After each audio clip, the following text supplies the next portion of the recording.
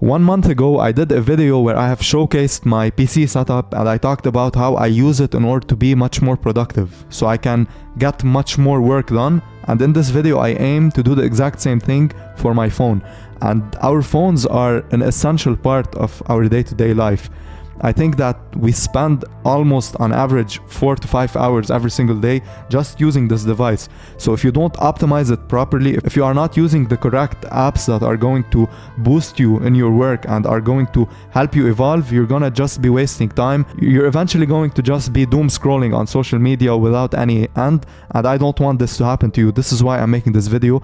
Just a side note, I didn't prepare anything, so there's no script or anything. I'm just going off the top. And to start the video off, I'm gonna record my screen right now.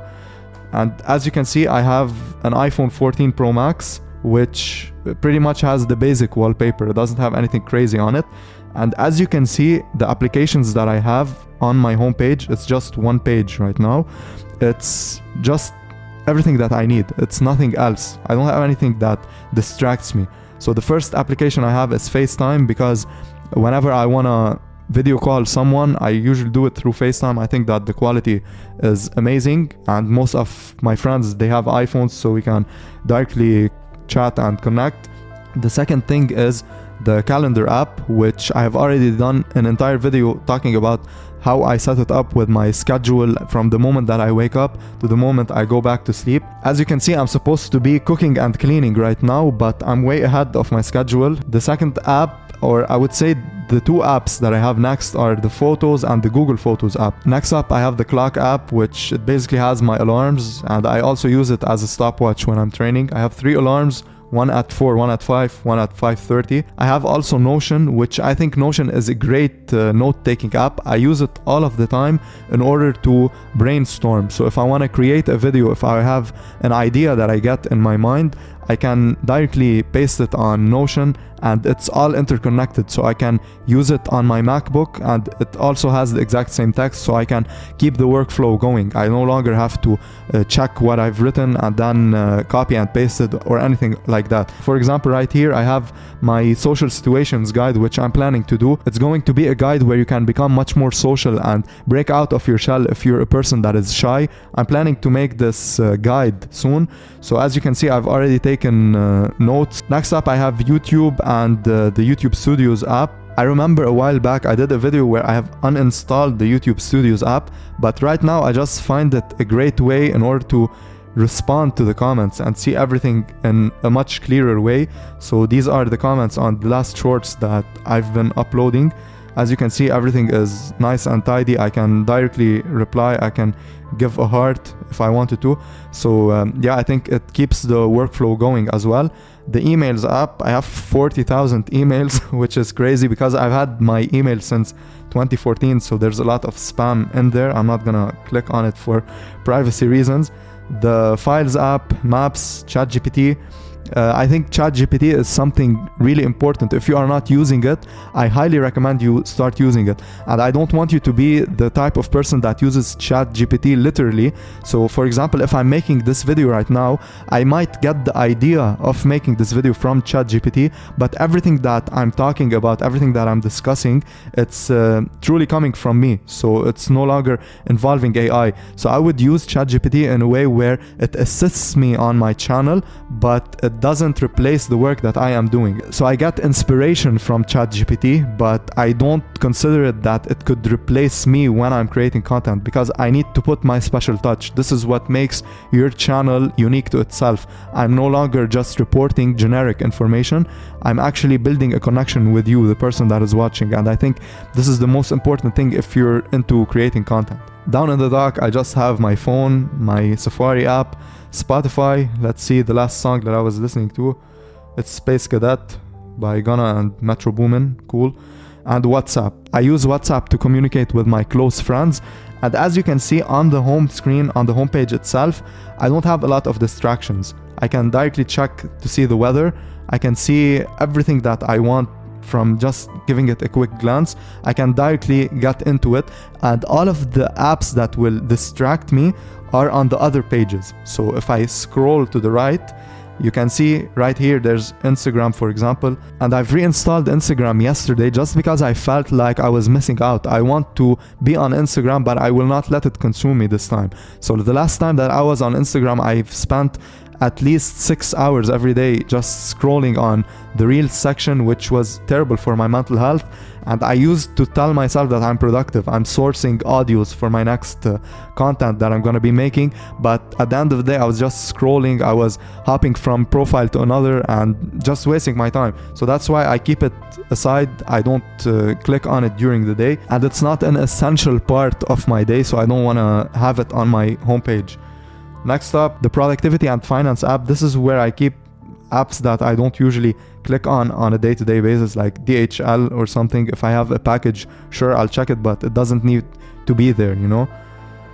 The utilities, it's basic stuff. I got the electricity app right here. Shopping apps, this is the most tempting part of my phone, because every time I click on Amazon I end up buying shit that I don't need. This is why I've put it away in this file, so if I want to go on Amazon, it's not in front of me. I don't click on it directly when I open my phone. It's well hidden. I only click on it if I have something in mind that I want to buy, but I'm no longer just chilling on Amazon or chilling on eBay looking at what other people want to sell me and just buy stuff out of impulse. Everything that I want to do, I even have the Nike app if I want to buy some shoes or some clothes, the H&M, the Lieferando app, so for the food. And here I have my travel apps. So these are apps that I very rarely use, from Opodo if I want to travel, or if I want to take a Voi roller or anything like that. I've already registered an account to all the companies out there, so I can directly pick any scooter I want from the street. Sometimes I find myself in a situation where it's late at night or the trains aren't running, so I need to hop on a scooter, and it's really frustrating if you are not already registered on the app. So this is why I have them all here. Everything is connected to my bank account, and I'm ready to go. The other apps, I have the Holy Bible, chess. These are like apps that I rarely click on. If I want to read the Bible, I have a physical copy right here that I always read, so I would much prefer to have it in a physical copy in my hand instead of just an app. And that's everything for like the apps that I use. I want to talk about my settings and my notifications. So my phone, as you can see, it's always on silent, so it doesn't ring. There's no way that my phone rings unless someone calls me. If someone writes me a message on WhatsApp or sends me a DM on Instagram, my phone doesn't ring. I don't get a notification.